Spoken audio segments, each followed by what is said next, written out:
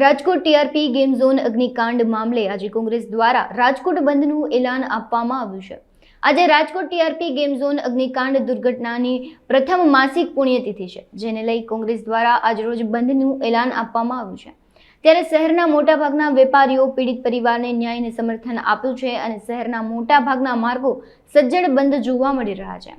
કોંગ્રેસ નેતાઓ અલગ અલગ વિસ્તારમાં જઈને જો કોઈ દુકાન ખુલ્લી હોય તો બંધ કરવા માટે વિનંતી કરી રહ્યા છે। ત્યારે પ્રદેશ પ્રમુખ શક્તિસિંહ ગોહિલે આ રાજનીતિ નહીં પણ માનવતાના સાથનો સમય છે તેવું જણાવ્યું હતું।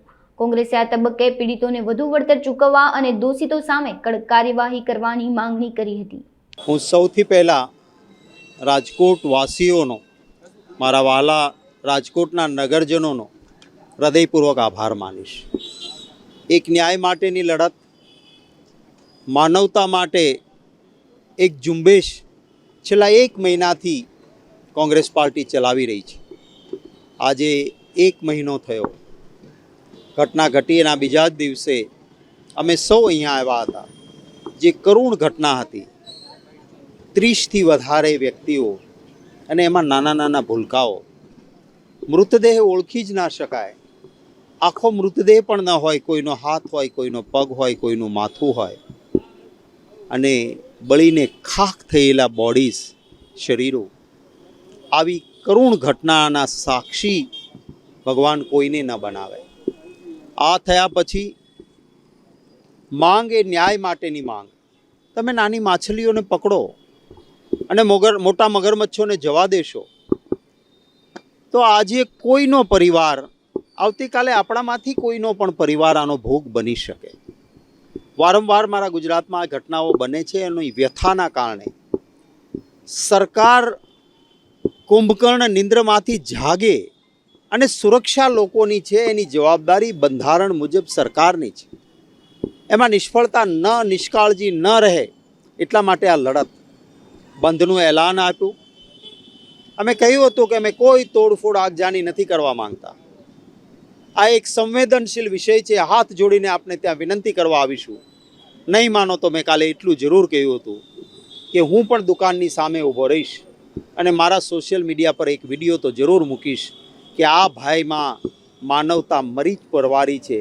આ ભાઈનું હૃદય એ પથ્થર દિલ છે અને એટલે એમને અડધો દિવસ રાજકોટના એ બાળકોને શ્રદ્ધાંજલિ આપવાનો પણ સમય નથી, ન્યાય માટે અડધો દિવસ બંધ નથી રાખવો એવું કહ્યું હતું। મને ખૂબ આનંદ છે કે એક પણ જગ્યાએ આવો કરવાનો પ્રસંગ નથી ઊભો થયો। સૌએ સ્વયંભૂ બંધ પાડ્યું। ક્યારેક કોઈકે થોડી નાની મોટી દુકાન ખોલી હતી અને અમે ગયા, અમારા મિત્રો ગયા, વિનંતી કરી, હાથ જોડીને વિનંતી કરીને તરત જ એમણે એમનું શટર પાડ્યું છે।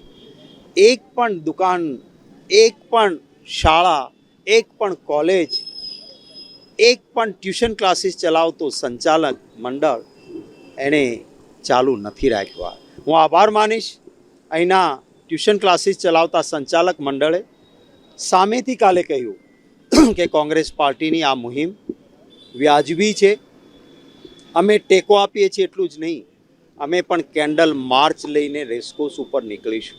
એ શાળા સંચાલક, એ ટ્યુશન ક્લાસીસના સંચાલક મંડળનો આભાર। શાળા સંચાલક મંડળોએ પણ સામેથી કહ્યું કે વ્યાજબી વાત છે, અમે અમારી શાળાઓ બંધ રાખીશું। વેપારી એસોસિએશનોએ ગઈકાલે જ મેસેજ કરી દીધા કે આપણે સ્વયંભૂ બંધ રાખો, રાજકોટના માટે ન્યાયની વાત છે। સૌનો આભાર માનું છું। અમારા કાર્યકર મિત્રો દૂર દૂરથી આવીને 1 મહિનાથી પત્રિકા વિતરણમાં જોડાયા। સેવાદળના સાથીઓ બહારના રાજ્યોમાંથી પણ સ્વખર્ચે માનવતાના કામે આવ્યા, એમનો આભાર માનું છું। રાજકોટ શહેર કોંગ્રેસ સમિતિના પ્રમુખ અને રાજકોટ શહેર કોંગ્રેસ સમિતિને વિશેષ અભિનંદન આપું છું। બહારથી આવનારા માટે નાની મોટી વ્યવસ્થા પણ કરી અને સતત આ ઝુંબેશમાં રહ્યા। 3 દિવસનું ઉપવાસ આંદોલનમાં બહેનો દીકરીઓ પણ જોડાઈ હતી, એમનો આભાર। અમે વિનંતી કરી અને અમારા નેતાઓ અહીંયા આવ્યા। ભાઈ લાલજીભાઈ દેસાઈ, અમારા સેવાદળના રાષ્ટ્રીય અધ્યક્ષ, અમારા ધારાસભ્ય ભાઈ જિગ્નેશભાઈ મેવાણી, કિસાન સેલના પ્રમુખ ભાઈ શ્રી પાલભાઈ આંબલિયા, એ સતત અહીંયા રહ્યા છેલ્લા થોડા દિવસોથી, એમનો પણ આભાર। રાજકોટવાસીઓનો પુનઃ આભાર માનું। અમારી લડત એ ન્યાય માટેની માંગ છે. પીડિત પરિવારોની પણ એ જ લાગણી છે. જ્યાં કોઈ મોટો અધિકારી ગયો હોય, જ્યાં મેયર ગયા હોય રાજકોટના, જ્યાં રાજકોટના ભાજપના ધારાસભ્ય ગયા હોય, જ્યાં કલેક્ટર ગયા હોય, જ્યાં ડીએસપી ગયા હોય, જ્યાં કમિશનર ગયા હોય, ત્યાં શું એમની જવાબદારી નહોતી? તમે નાના કોઈ પીઆઈ પીએસઆઈને જેલમાં નાખીને કહો ઓહો બધું કરી દીધું, આ બરાબર નથી. મોટા મગરમચ્છને અંદર કરો તો આખું ગુજરાત સલામત થશે. ભવિષ્યમાં આવી ઘટના નહીં બને.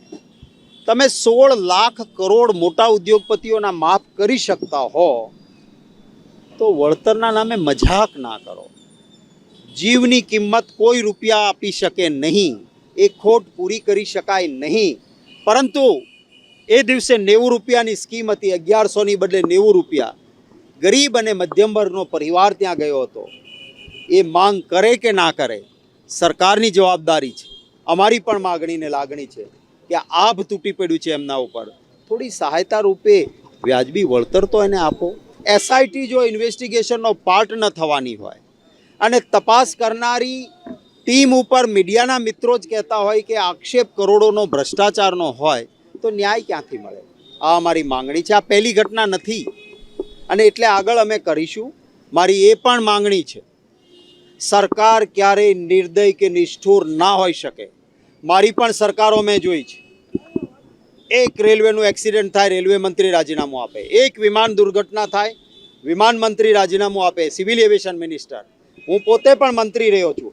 આંદોલન થાય, અમે આંદોલનકારી સાથે વાટાઘાટ કરતા કે બોલો ભાઈ શું તકલીફ છે, આવો આપણે બેસીને કંઈક વચલો રસ્તો કાઢીએ, તમારી વાત અમે સ્વીકારીએ.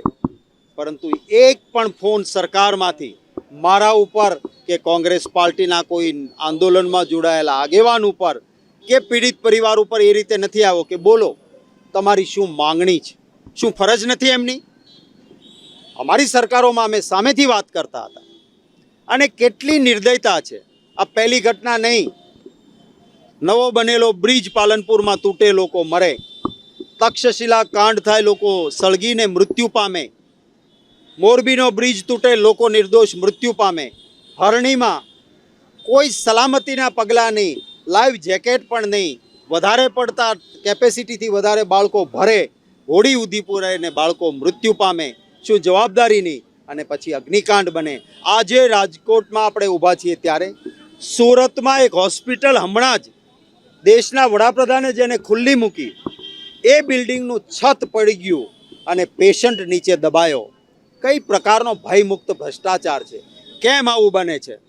સરકારને વિનંતી છે, ખાસ કરીને માનની ભૂપેન્દ્રભાઈ, આપને કહું છું, આપની છાપ એક સારા માણસની છે. આપ કહો છો કે મૃદુ અને મક્કમ. અરે ચાણક્યજીએ કહ્યું છે શાસક કભી નરમ નહીં હો સકતા, શાસક ગરમ હોના चाहिए. આપની બેકસીટ ડ્રાઇવિંગ કોઈ કરે છે, આવી છાપ ઊભી થઈ છે. ભૂસી કાઢો એ છાપને. આપ દાદા ભગવાનમાં માનો છો, હું દરેક દેવસ્થાનમાં માનું છું, દાદા ભગવાનમાં ગયો છું અનેક વખત. દાદા ભગવાન પણ માફ ન કરે જો આપણે આવા સમયે માનવતા ન દાખવીએ. આપની ફરજ છે, પકડો મોટા માથાને, કરો જેલ ભેગા, મળો અમને ન મળવું હોય તો કંઈ વાંધો નહીં. આ જે પીડિત પરિવાર છે એમને મળીને એમની માંગણી સ્વીકારો એવી હું વિનંતી કરું છું.